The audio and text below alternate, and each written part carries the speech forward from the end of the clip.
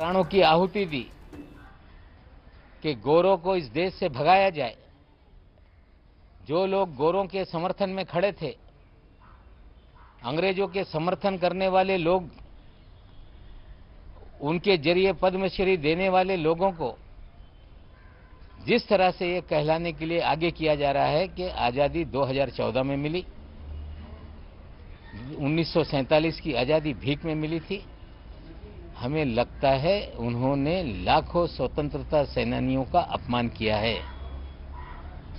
वो लोग जिन्होंने अपने प्राणों की आहुति दी, उनको अपमानित करने का काम किया। गांधी जी से लेकर सभी स्वतंत्र सेनानी जिन्होंने एक लंबे अरसे तक ये लड़ाई लड़ी थी, उनको अपमानित करने का काम किया है। हमें लगता है कि मोहतरमा मनाला क्रीम लेकर ज्यादा बोल रही हैं। मनाला क्रीम का डोज ज्यादा हो गया, इस तरह की उलझुल बातें कर रही है। हम मांग करते हैं कि केंद्र की सरकार तात्काल रूप से उस कंगना रनावत का पद्मश्री वापस ले और देश के स्वतंत्रता सेनानियों का अपमान करने के लिए मुकदमा दर्ज करके तात्काल रूप से गिरफ्तार करें।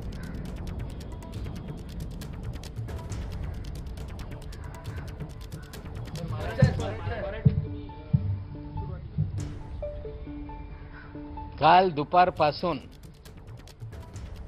ईडीच्या माध्यमातून बातम्या पेरण्याची सुरुवात झाली की आता वक्फ बोर्डाच्या प्रकरणामध्ये ईडीने छापेमारी महाराष्ट्र के मंत्री नवाब मलिक प्रेस कॉन्फ्रेंस करके कह रहे हैं कि कंगना रनौत को लाखों स्वतंत्रता सेनानियों के अपमान के आरोप में गिरफ्तार किया जाना चाहिए।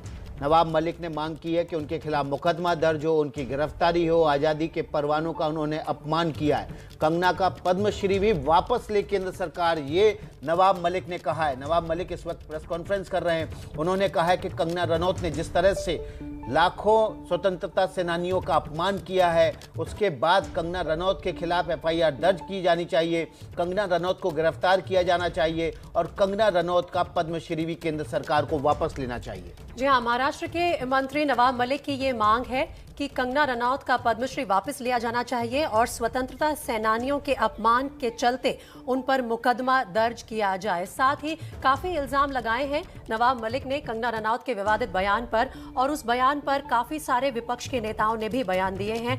साथ ही कल बीजेपी के नेता वरुण गांधी ने भी ये मुद्दा उठाया था, लेकिन कंगना रनौत ने अभी तक अपने बयान पर कोई सफाई पेश नहीं की है, कोई माफी नहीं मांगी है। और इसी से जुड़े हुए आज के जो डेवलपमेंट है उनमें नवाब मलिक ने अपनी प्रेस कॉन्फ्रेंस में आते ही सीधा कंगना रनौत पर निशाना साधा और कहा कि उनका जो ये बयान था ये गलत था और इसके चलते उन्हें गिरफ्तार किया जाना चाहिए। सीधा चलते अब हमारे गेस्ट के पास। हमारे साथ मौजूद है प्रोफेसर कपिल कुमार, इतिहासकार हैं और पूर्व प्रोफेसर हैं Indira Gandhi national open university के। साथ ही प्रोफेसर मृदुला मुखर्जी भी हैं हमारे पास आज शो में, हमारे साथ आज शो में, जो कि इतिहासकार हैं और जेएनयू में इतिहास की प्रोफेसर रही हैं। तो प्रोफेसर कपिल कुमार, मैं आपसे शुरुआत करना चाहूंगी। कंगना रनौत के इस बयान को बतौर इतिहासकार आप किस नजरिए से देखते हैं? पॉलिटिक्स खेली जा रही है, पॉलिटिशियंस को अपनी अपनी आइडियोलॉजी के हिसाब से ऐतराज है, लेकिन एक इतिहासकार के तौर पर आप क्या कहेंगे?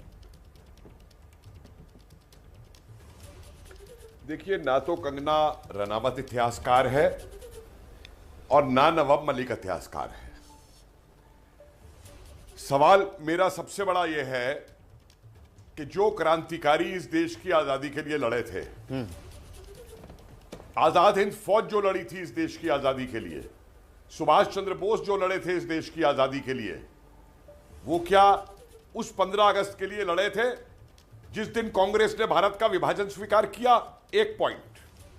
दूसरा पॉइंट, जिन अंग्रेजों ने 170 साल तक हमारे यहां नरसंहार किए, लोगों को तोपों से उड़ाया, हमारा शोषण किया, उन अंग्रेजों के आखिरी प्रतिनिधि लॉर्ड माउंटबेटन को भारत का पहला गवर्नर जनरल बनाया गया।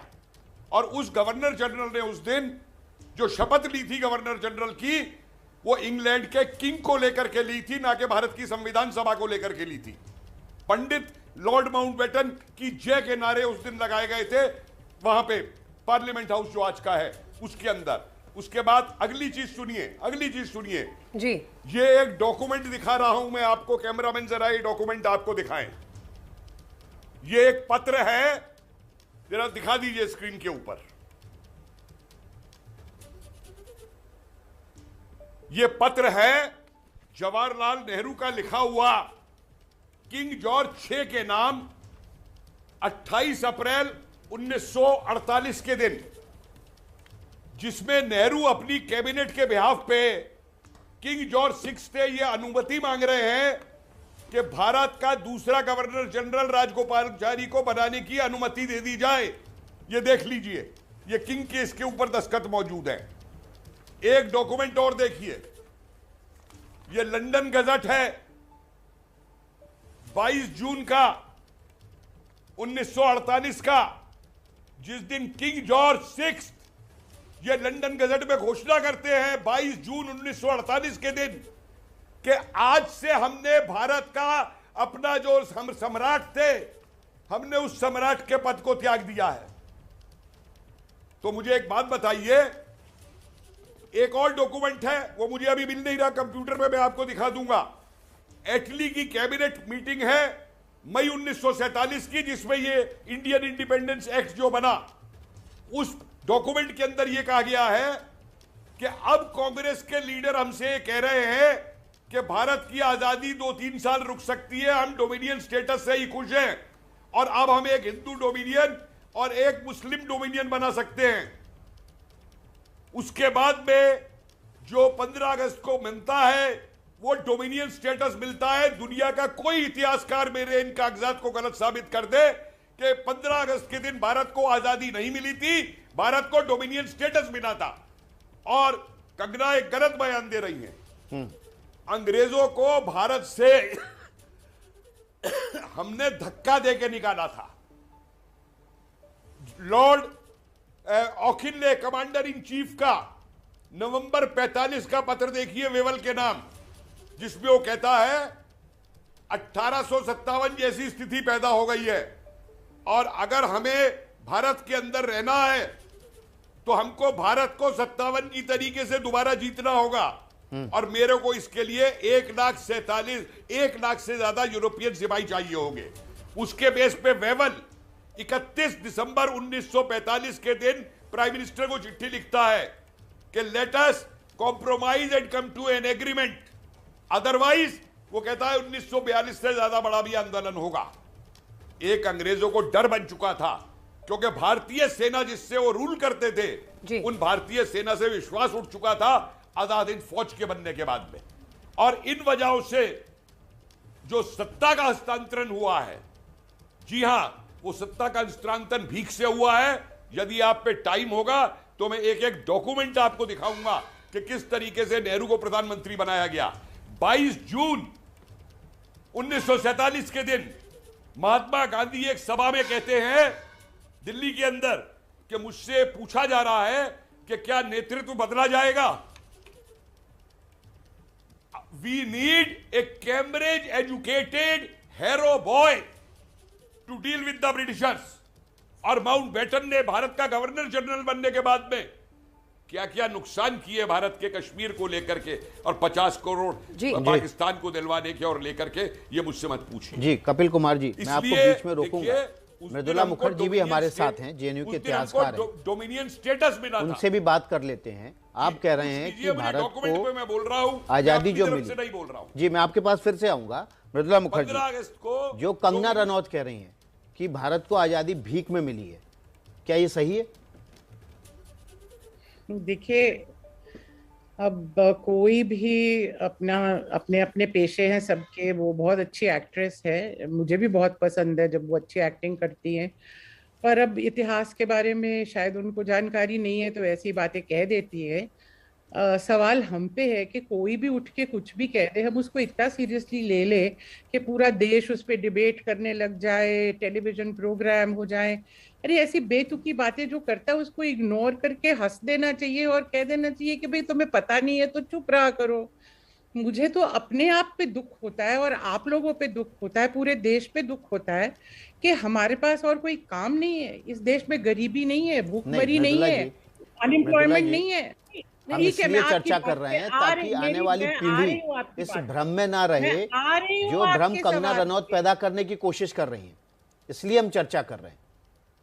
हाँ, मुझे पता है कि वो क्यों कर रही हैं और क्या कर रही हैं। ये सारा पॉलिटिकली मोटिवेटेड है।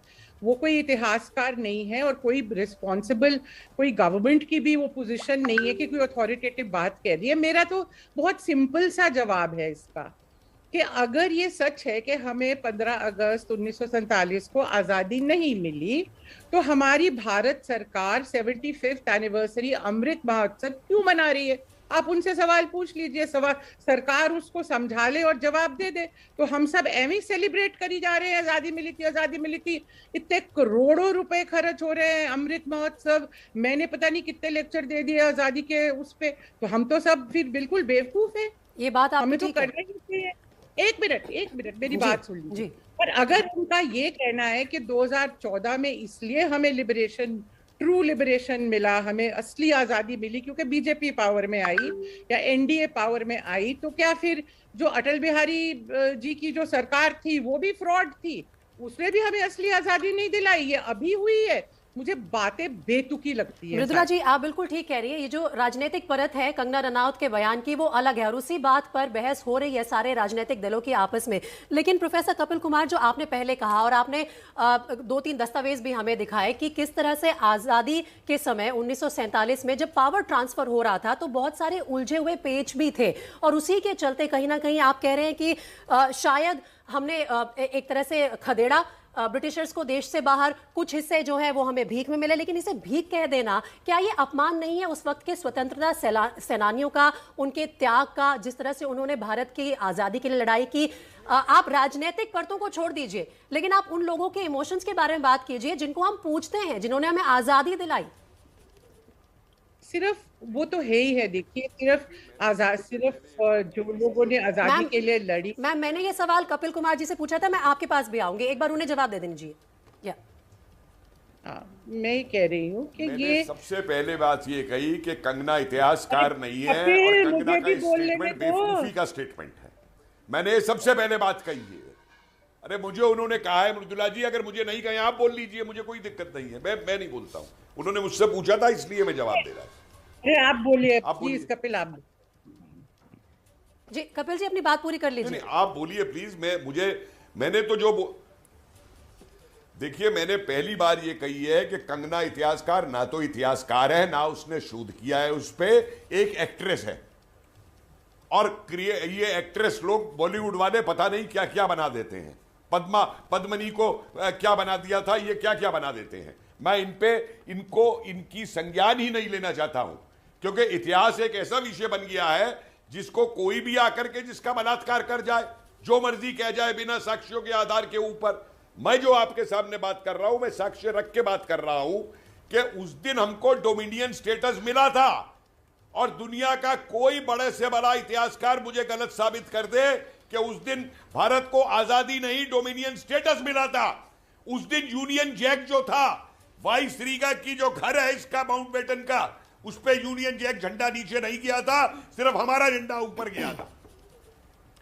माउंटबेटन ने जो शपथ ली थी वो अंग्रेजी किंग के नाम के ऊपर ली थी, जबकि और मंत्रियों ने शपथ जो है वो संविधान सभा के नाम पे ली थी। क्यों हुआ था इसे मुझे बताइए। ठीक है, आप दोनों मेरे ख्याल से एक बात पर आप दोनों सहमत हैं। मैं लफ्ज़ी नहीं करता। हमारे दोनों इतिहासकार जो इस पैनल पर मौजूद है, मेरे ख्याल से एक बात पर सहमत है कि कंगना जो है वो एक एक्ट्रेस है और उसके हिसाब से वो कर रही हैं, जो भी बयान दे रही हैं, शायद वो उन्हें ठीक लगता हो, लेकिन इतिहासकार हमारे दोनों इसी बात पर जुड़े, बिल्कुल सही बात है। इसी बात पर बने हुए हैं कि उन्हें इतिहास की जानकारी नहीं है।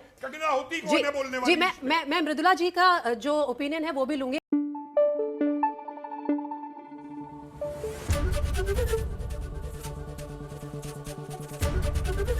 एबीपी न्यूज आपको रखे आगे।